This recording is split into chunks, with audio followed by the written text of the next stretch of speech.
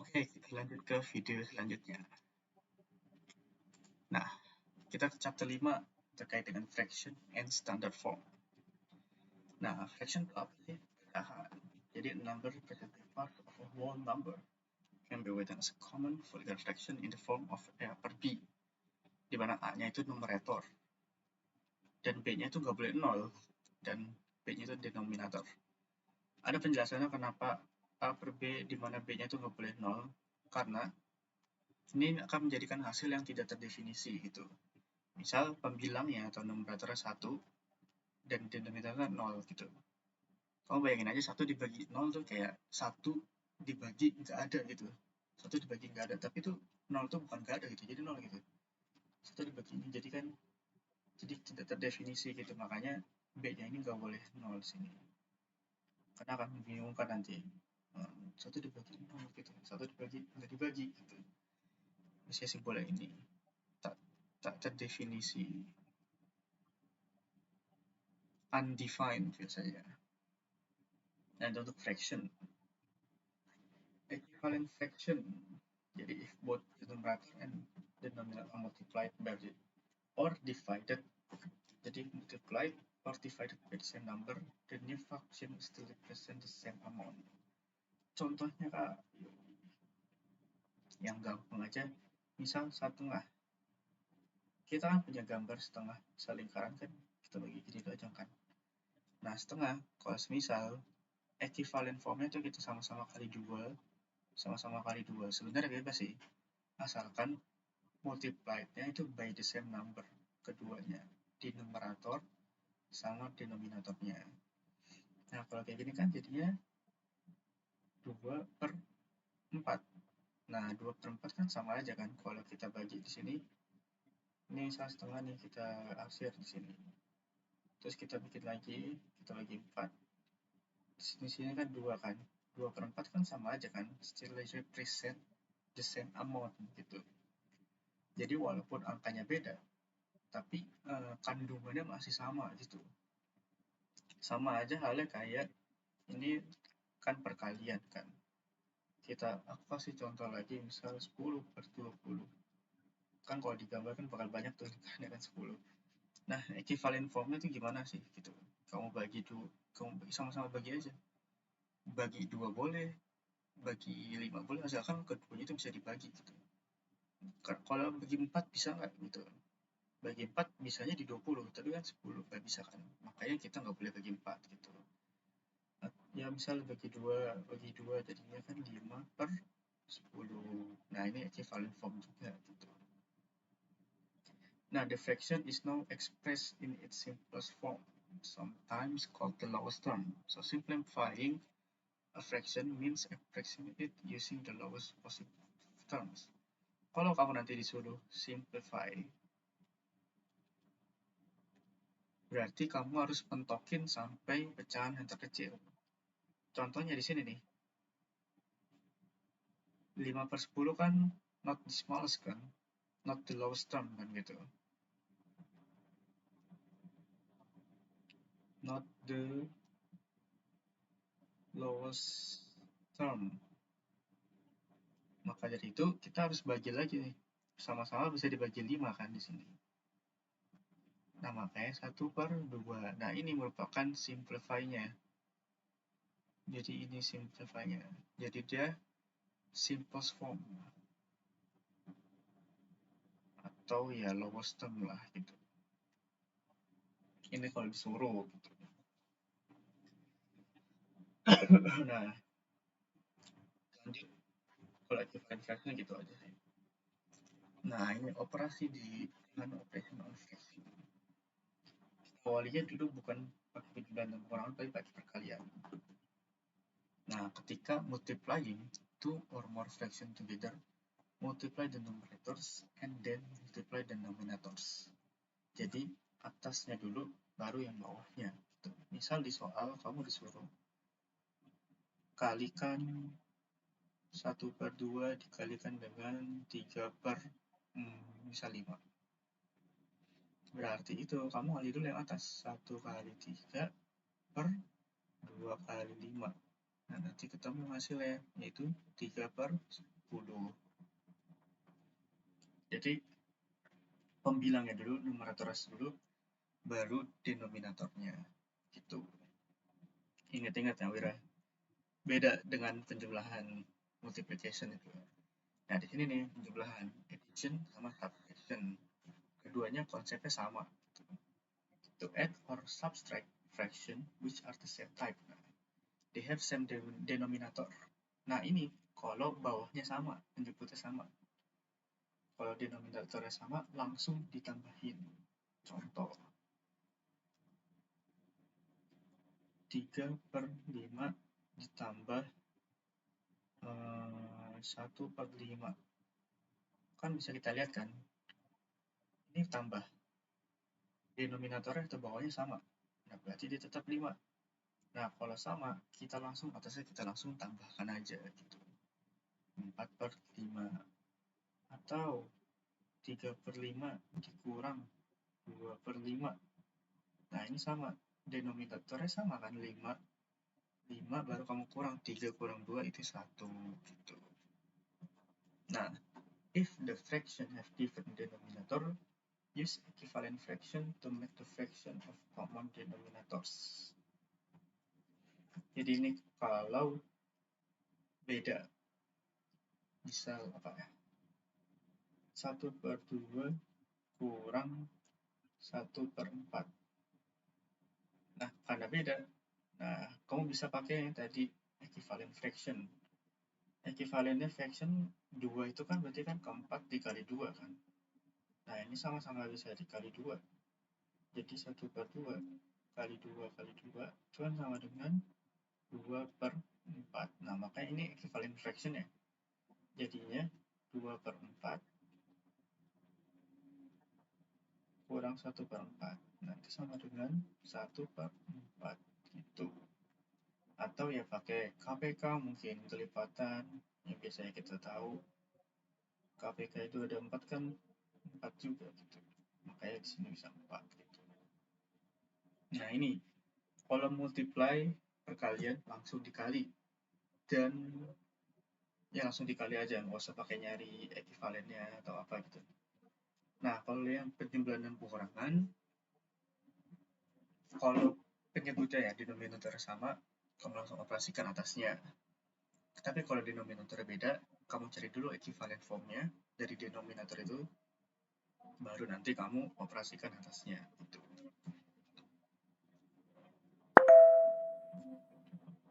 Oke, lanjut.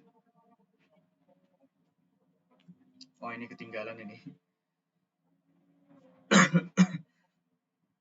Ini salah judulnya, bukan ini. Tapi ini sama, masih operation.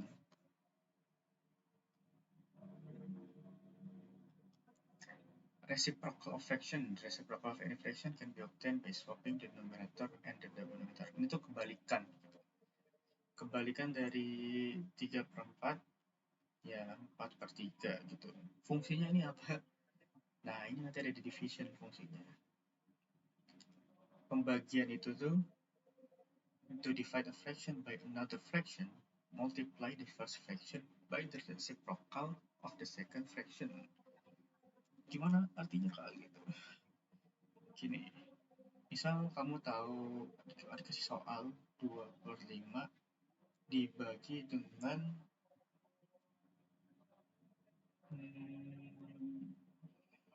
berapa ya?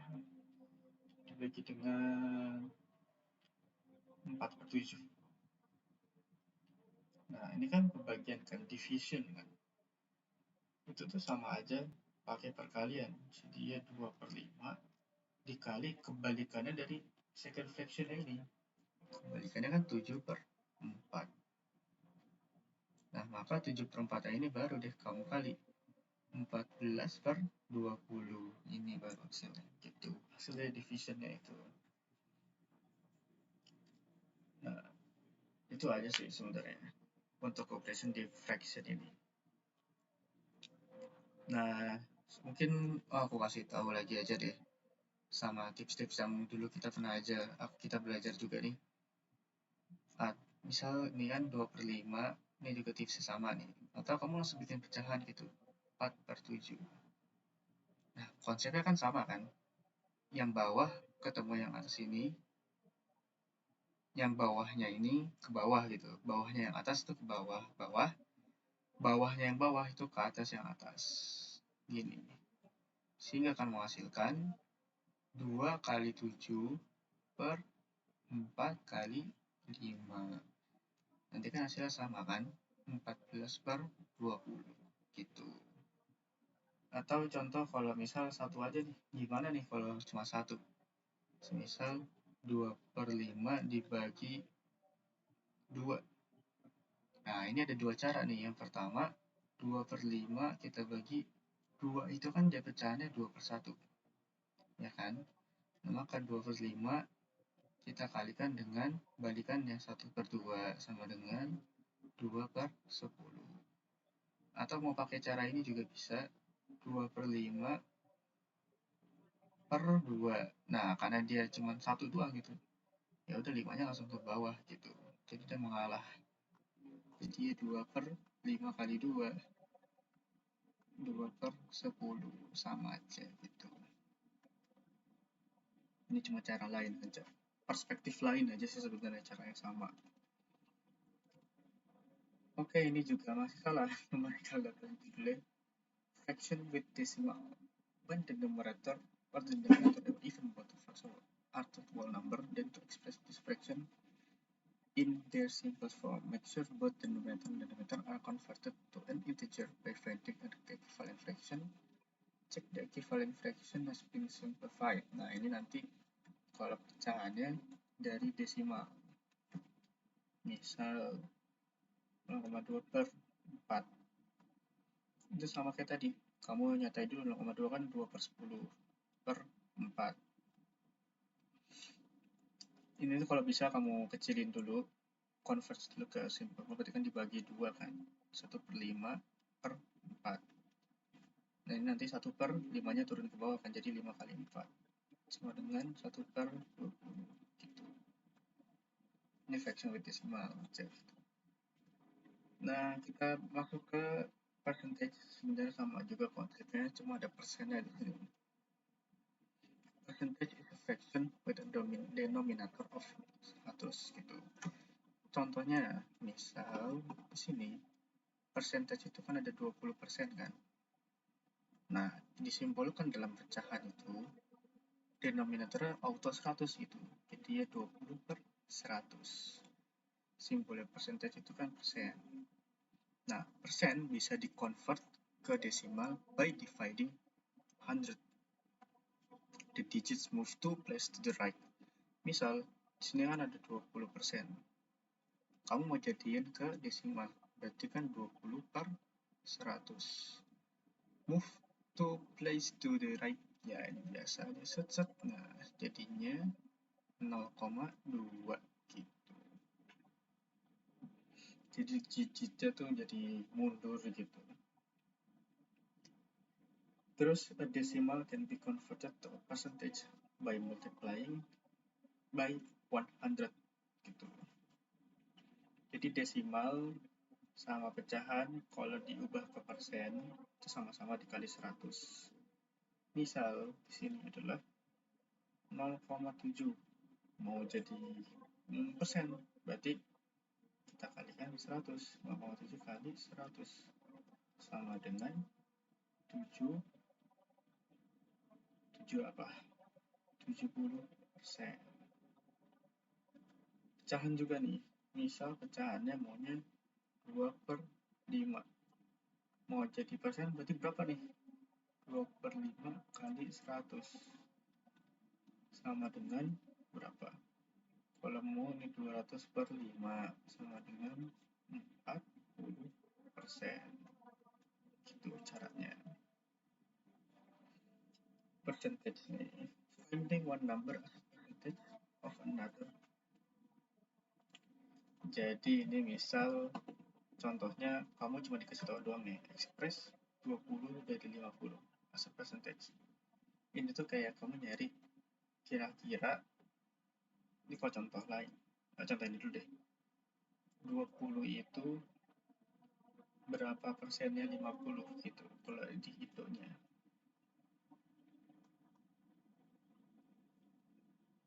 Jadi kamu langsung bikin pecahan aja 20 per 50 kali 100. Set, set. Jadinya kan 40%. Ini cara langsungnya sama nih yang aku pakai di sini. Atau enggak nih cara pakai ekivalen form ya. Jadi 50 kita jadikan 100 karena persen kan per 100 ya. Gitu. Itu bisa, kalau angkanya masih gampang kita bisa pakai logika. Gitu. Misal 20 itu berapa persennya 100. Nah, kamu bikin aja gini kan ada 100. 10 persennya itu berarti kayak kamu bagi berapa yang kalau dikali 10 itu 100 gitu. 10 kan, 10 kan dikali 10 kan 100 kan. Berarti 10 persennya itu kan 10 gitu. Nah, berarti kalau mau ke 20 persennya, kamu tinggal tambahin 10 lagi aja. Jadinya kan 20. Nah, ini kan kalau kamu hitung pakai rumus tadi kan juga ketahuan.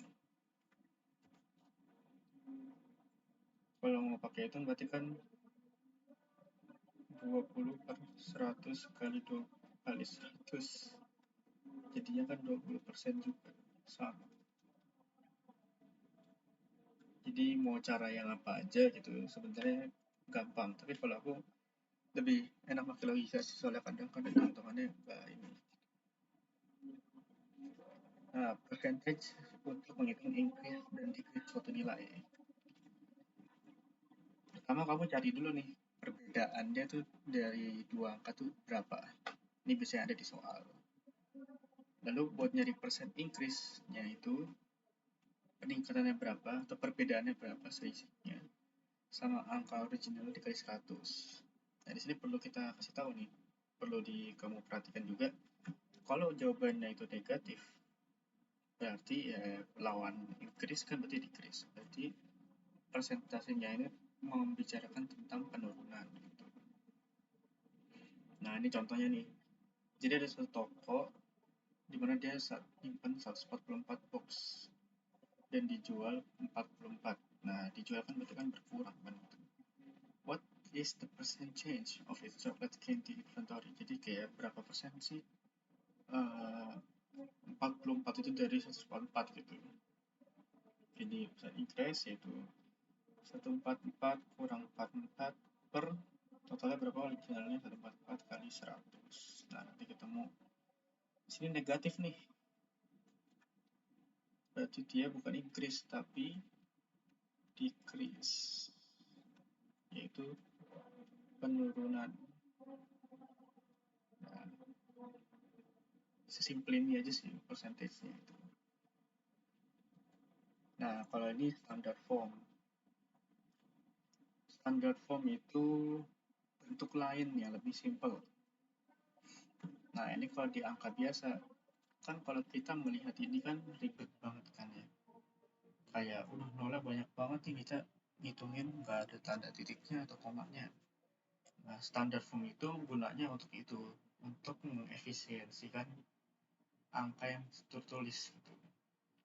Nah, pertama contohnya itu misal aku kasih contoh lain 4 32000.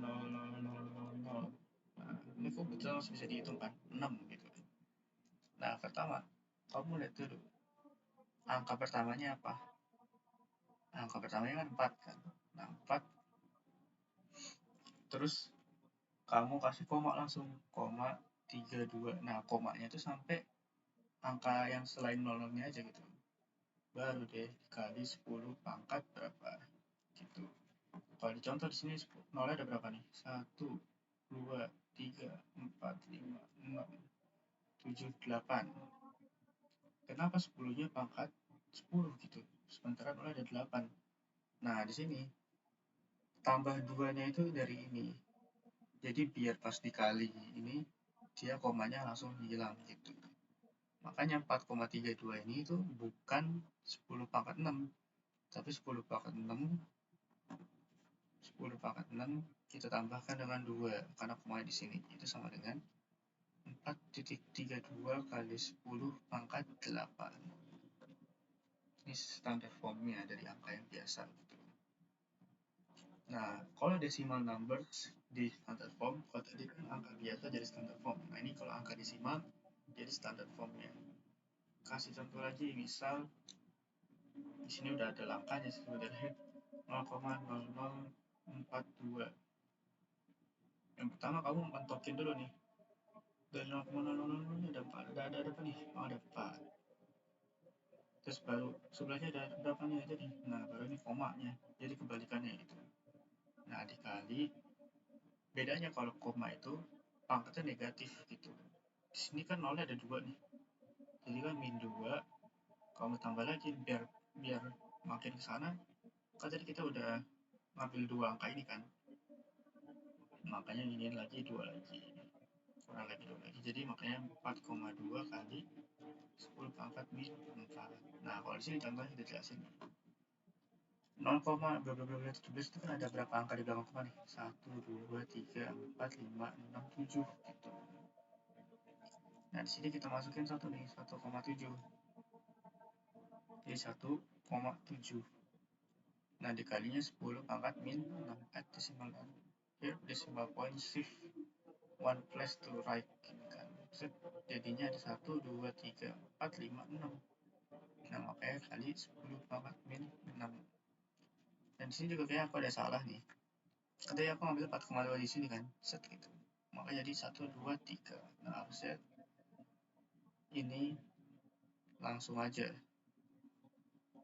Jadi ini aku hapus dulu. Bisa dihapus sih. Oh, bisa. Ini salah nih tadi. Jadi 4,2 nya dulu. Kan kita ada dalam 4,2. Nah, ini kan pindah nih jadi 1, 2, 3. 3 angka di belakang koma kan. Makanya kali 10 pangkat min 3 gitu. Karena biar geser lagi ke sini nanti. Gitu. Jadi pertama kamu lihat dulu 1, terus kamu taruh koma. Kamu lihat lagi di sini ada berapa angka di sebelah satunya. 1, 2, 3, 4, 5, 6. Makanya pangkat min 6. Nah, ini jarang keluar sih kayaknya. Numbers in expanded form. Jadi kayak dari 100.000 berarti itu satunya tuh 100-an ribu, 0 puluhan ribu, 0 ribuan, 0 ratusan, 0 puluhan, dan 0 satuan. Nah, gitu dibagi-bagi. Tapi bentuknya adalah masih ini. Kayak gini kan, ini kan sebenarnya 657.000 kan. Nah, kita pecah jadi ini 600.000 tambah 50.000 kan, 50.000 tambah ini kan 7.000 tambah ini berapa? 800. 9 apa ini kan 90, terus satunya kan satuan kan. Set. Kan ini kan kalau ditambah akan sama kayak ini. 19876. Nah, di sini diartiin nih 6 kali pakai tadi yang standar formnya. 10 pangkat 0 ada berapa? 5 berarti 5. 5 kali 10 pangkat 0 ada berapa? 4 berarti 4. Terus di sini 7 kali 10 0 ada 3 kan? Berarti pangkat 3. Di sini 8 kali 10 akan 0 ada 2 jadi 0 pangkat 2. 9 kali 10 pangkat 1. 1 kali, nah nggak di 10 nya kan, berarti 10 pangkat 0. Gitu. Ini numbers in expanded form. Nah, sekarang kita ke estimation. Ini tuh sama aja sebenarnya, kayak ini maksudnya simple aja sih gitu. Tapi estimationnya ini kamu harus tahu dulu. Estimate number itu sebelum dikalkulasikan, sebelum dikalkulation. Have nih, kalau have to be rounded before doing calculation. Jadi 5 nih kalau contoh ya, 5,7 kali 2,3. Nah, 5,7 kan berarti kan di atas 5, makanya diangkat ke atas gitu. Bulatannya ke atas untuk 6. 2,3 karena masuk di bawah 0,5, maka bulatannya 2. Baru deh 6 kali 2, 12 gitu. Jangan 5,7 dulu, baru kamu kali dulu, baru dibulatin, itu jangan salah. Tapi kamu kali dulu, kamu bulatkan dulu gitu. Bulatin dulu, baru dihitung gitu. Sebenarnya kita coba lihat dulu nih ya, ada perbedaan yang berarti nggak? Kalau kita hitung dulu, 7 kali 3 21, 15 berarti 17, 14, 10, 11 berarti 1, 2, 3, 13,21. Nah, ini 13,21 kan kalau kita bulatkan 13,2 jadinya kan 13 kan. Maka pembulatan ini jadi akan error salah gitu. Akan jauh dari bulat gitu ibaratnya. Makanya pembulatannya harus pas sebelum dikalkulasikan dulu gitu. Tadi sini menjelaskan bedanya 1. Jadi ini harus perlu diingat-ingat dulu gitu. Coba kita cek lagi, 7 kali 3 kan plus 1, 15 tambah 2, 17. 7 kali 2, 14 tambah 1, 5, 10, 11. 1 dengan 11. Oh, ini salah. 1, 7 tambah 11. Ya, salah satu. Sini. Tapi kita mengubah kalkulasi ini menjadi 13,0. Nah, ini makanya estimation itu buletin dulu yang diketahui baru dihitung. Oke, untuk fraction sampai ini dulu aja. Kita lanjut ke materi yang selanjutnya. Makasih udah menonton. Wira. Wait, kita stop dulu.